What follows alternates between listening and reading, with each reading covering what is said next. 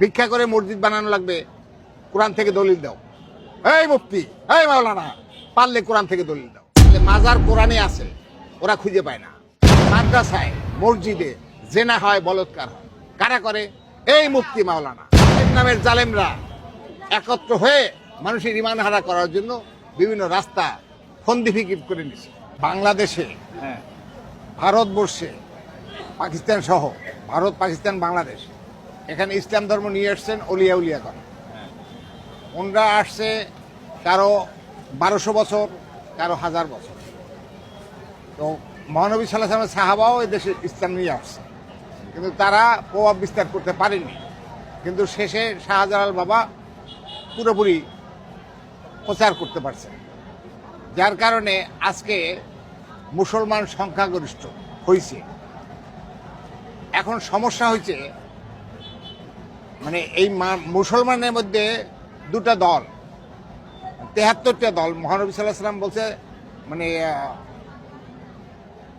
আজ্ঞা নবী, মানে সেই আমলে দল হবে 72, আমার উম্মতের মধ্যে দল হবে 73।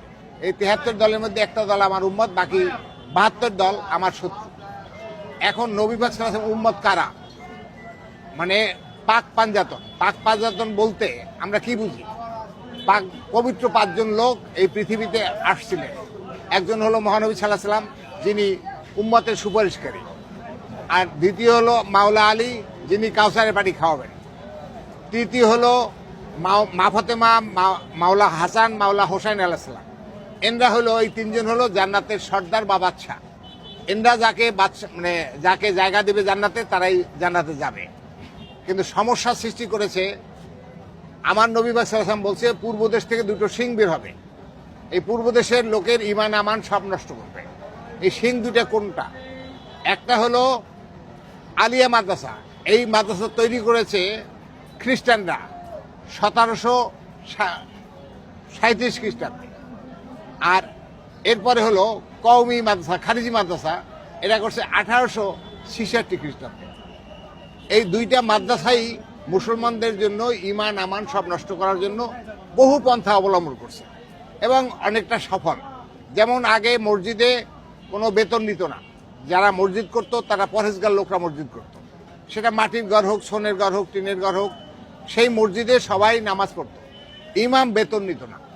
আর এই মাদ্রাসার থেকে পাশ করে মানে খ্রিস্টানরা, মানে যখন নাকি ব্রিটিশ গভর্নমেন্ট রাষ্ট্র ক্ষমতায় ছিল, তখন মাওলানা উপাধি দিয়েছে, কিন্তু এই মাওলানাকে একটা পিয়নের চাকরিও দেয় নাই। এরপরে কওমি মাদ্রাসাকে উদ্বুদ্ধ করছে, খারিজি মাদ্রাসা, মুফতি হয়েছে। এই মুফতিও একটা পিয়নের চাকরিও দিত না। এরা কি করছে? এদেরকে বোঝানো হয়েছে তোমরা আলেম হয়েছ, এদেরকে বোঝানো হয়েছে এরা কিন্তু আলেম না, মুসলমানই না। মানে এমন 2টা মাদ্রাসা, আলিয়া মাদ্রাসা এবং কওমি মাদ্রাসা, এবং ডক্টরেট ডিগ্রি করে মদিনা এবং মিশর ইউনিভার্সিটি থেকে। এই মিশর ইউনিভার্সিটি বা এবং বাংলাদেশে বা মানে ভারতবর্ষে যে আলিয়া মাদ্রাসা, কওমি মাদ্রাসা পাশ করে মন কেমনে নামাজে থাকবে এটা শেখে নাই, ওদের পাঠ্যপুস্তকে নাই। মুসলমান কি করে হবে তাদের পাঠ্যপুস্তকে নাই। নামাজ কেমনে কায়েম হবে এটা তাদের পাঠ্যপুস্তকে নাই। তার মানে এরা জানে না। এরা কি কি করছে? ভুয়া আলেম, প্রতারক, মিথ্যা কথা সাজিয়ে বলতে পারদর্শী। এই কথাটা আমি বললে তো চলবে না। কোরআন বলছে সূরা তওবা আয়াত নাম্বার 107, 108, এরা সবাই মিথ্যুক। কিভাবে মিথ্যুক হলো?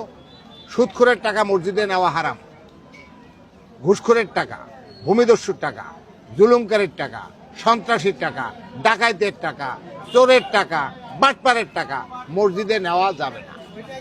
যদি মসজিদে নেয় তাহলে ওটা আর মসজিদ থাকলো না, ওটা হলো কাফের তৈরি করার ঘাঁটি। কে বলছে? আল্লাহ পাক রব্বুল আলামিন। সূরা তওবা আয়াত নাম্বার 107, 108।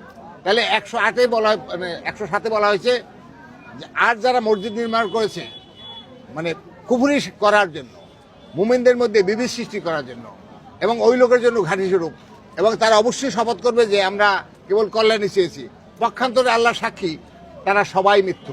তার মানে এরা সবাই মৃত্যু। এখন পরের আয়াতে 8 নম্বরে বলছে তুমি কখনো সেখানে দাঁড়াবে না, ওই মসজিদে দাঁড়াইতে নিষেধ করছে। তাহলে আপনি ইবাদত করেন কেমনে, নামাজ পড়েন কেমনে? তারপরে বলা হয়েছে হ্যাঁ তবে যে মসজিদ নির্মাণ করা হয়েছে তাকওয়াপূর্ণ লোক, পরহেজগার লোক তৈরি করছে, সেই মসজিদে পবিত্র লোকরা থাকবে, ওই মসজিদে তোমার দাঁড়াবার স্থান, ওখানে ইবাদত করা যায় না। এখন হলো আগের মসজিদ যেটা, মানে অর্থাৎ আগেকার এদেশে যে মসজিদ ছিল সেই মসজিদ ছিল কাঁচা, মানুষের ইমান ছিল পাকা। আর এখন অমুসলিম, মুনাফেক, দুরান্দার, বাটপার, চিটার, আলেম নামের জালেমরা একত্র হয়ে মানুষের ইমান হারা করার জন্য বিভিন্ন রাস্তা ফন্দি ফিকির করে নিছে। এই ফন্দি ফিকির করে তারা কি করছে, এখন ফতোয়া দিচ্ছে মাজার নাকি কোরআনে পায় না, মিলাদ, দুরুদ শরীফ পড়া এটা কোরআনে পায় না। তাহলে তুই কি কোরআন কিসে পড়ছো? তুমি তো কোরআনই পড়ো নাই। ও কোরআন পড়ছে এই জন্য যে নামাজ পড়ে বেতন নেবে, দুনিয়াবি স্বার্থ হাসিলের জন্য, আসলেও ধর্ম করার জন্য না। যদি ধর্ম করার জন্য হইতো তাহলে মাজার কোরআনে আছে। কোথায় আছে? কোরআনের কোন আয়াতে? কথা বোঝা গেছে? এ সম্পর্কে বিস্তারিত আমরা একটা গ্রুপ, 6টা গ্রুপের মধ্যে এখানে আছে হলো আহলে বায়াত পাক পাঞ্জাতের অনুসারী বৃন্দ, 2 নম্বরে হলো স্বনির্ভর আধ্যাত্মিক সংসদ, 3 নম্বরে হলো বাংলাদেশ দরগা মাজার ঐক্য পরিষদ, 4 নম্বর হলো বিশ্ব সুফিবাদ আহলে ঐক্যবদ্ধ আহলে সুন্নাত ওয়াল জামাত, তারপরে আছে বাংলাদেশ তরিকত পরিষদ, এরপরে বিশ্ব ইনসানিয়াত বিপ্লব। এইটা 6টা সংস্থা। এটা 6টা সংস্থাই হলো আত্মশুদ্ধি, অর্থাৎ আল্লাহ পাক রব্বুল আলামিন বলছেন ফাদুল্লাহ মুখলিসিন আল্লাহুদ্দিন আলাউল কারি আল কাফিরুন। এর অর্থ কি? তুমি বা তোমরা মনকে দেহের অধীন করে আত্মশুদ্ধ হয়ে আমার ইবাদত করো, আমাকে ডাকো। যদিও এ অপছন্দ করে কাফেররা, তাহলে যারা এটা মানে আত্মশুদ্ধি হইতে চায় না তারা পুরোপুরি কাফের। তাহলে এই মুফতি মাওলানা যারা আহলে বায়াত মানে না তারা সবগুলা কাফের। এখন যাচ্ছি এদেরকে আল্লাহ কাফের বলছে, জালেম বলছে, জাহেল বলছে, আগুনখোর বলছে, মানে বদমাইশ বলছে, পথভ্রষ্ট বলছে, বহু আয়াতে ওরা পড়ছে কিন্তু মানে না। ওরা কি বলে আমরা খাবো কি এ সম্পর্কে আল্লাহ সমাধান দিছে। সূরা জুমা আয়াত নাম্বার 10, এখানে বলা হয়েছে তোমরা নামাজ শেষে রুটি রুজির জন্য বের হয়ে যাও, জমিনে ছড়িয়ে পড়ো। তাহলে অন্য 4 দোকানদার সেও সংসার চালায়, একটা জুতার সেলাই করে সে সংসার চালায়, মানে ছোটখাটো ব্যবসা করে, বাদাম বেচে সেও সংসার চালায়। এরা কাজও করে, ওদিকে বেতন নেয়। বেতন দিলে যারা দেয় তারাও মুসলমান না, আর যারা নেয় তা তো মুসলমানই না। মানে এরা মুসলমান না, এরা হলো প্রতারক। আপনি আজকে একটা জিনিস ফলাও করে প্রচার হচ্ছে, কি প্রচার হচ্ছে? মাদ্রাসায়, মসজিদে জেনা হয়, বলৎকার হয়। কারা করে? এই মুফতি মাওলানা। এরা আলেম তো নাই, জালেমের দল।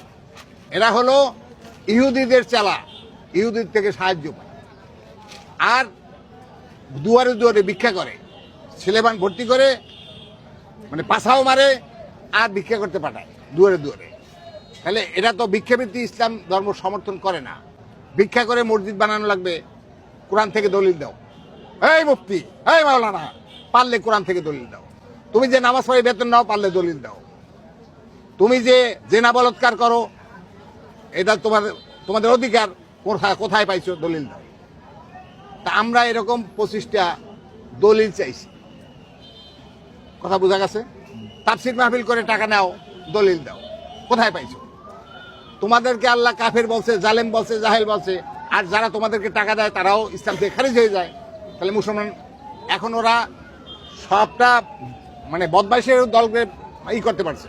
কিন্তু যারা তরিকতপন্থী, যারা আত্মশুদ্ধি হতে চায়, যে কেউ, অর্থাৎ আমার ভিতরে একটা নফসে আম্মারা দিচ্ছে, এই নফসে আম্মারাকে নফসে মুতমাইন্না যে করতে চায়, আত্মশুদ্ধ হয়ে নামাজ কায়েম করতে চায়, সেই দলটাকে এখন আক্রমণ করছে কি? মাজার।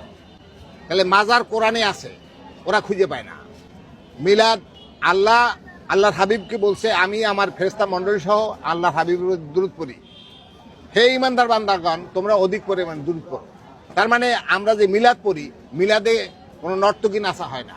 ওখানে মানুষ উজু করে পরিষ্কার পরিচ্ছন্ন হয়ে পবিত্র হয়ে যতটুকু সম্ভব পবিত্র হয়ে ওখানে প্রথম হলো কিছু কোরআন থেকে আলোচনা হয়, পরে জিকির আজগার হয়, পরে নবীর নামে দুরূদ শরীফ পড়া হয় এবং সমস্ত অলিয়া উলিয়াদের নামে মানে বকশিস করা হয়।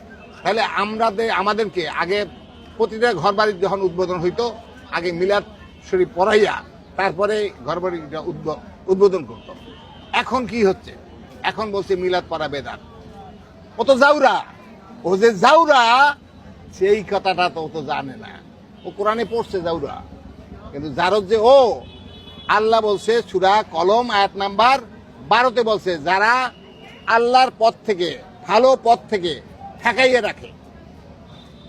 পরের আয়াতে 13 নম্বর বলা হয়েছে তারাই জানিম অর্থ জারদ সন্তান। এই জারদ সন্তানরা এখন জারদ, আল্লাহ যাকে জারদ বলছে তো মুসলমান না, আল্লাহ যাকে কাফের বলছে, জালেম বলছে, জাহেল বলছে সে তো মুসলমান না, এরা জারদ।